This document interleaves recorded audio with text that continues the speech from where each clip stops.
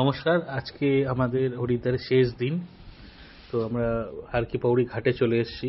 তো দেখুন, কোনো জল নেই। এটা হচ্ছে দশমীর পরের দিন। এক সপ্তাহ জল আটকে দেওয়া হয় এই ঘাটে পরিষ্কার পরিচ্ছন্ন করানোর জন্য।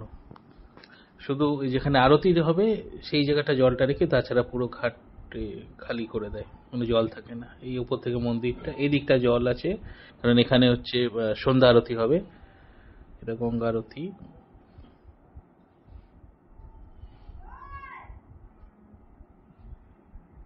ব্রিজটা এটা, আর ব্রিজের উপর থেকে দেখুন এই সাইডটা, দেখুন কোনো এক ফোঁটা জল নেই। আগের দিন কি স্রোত জলের, পুরো জল আটকে দিয়েছে। আর এই নিচটা, এই সাইডটা দেখুন, এখানে গঙ্গা আরতি হবে জন্য এই জায়গাটা শুধু জলটা আটকে রাখে।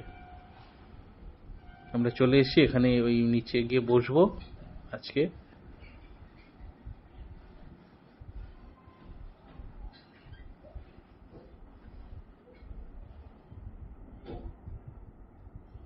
এই আরতিটা শুরু হবে 6টা থেকে, 6:10-15 মোটামুটি শুরু হয়ে যাবে। আমরা বসে গেছি, সন্ধ্যা হচ্ছে আস্তে আস্তে।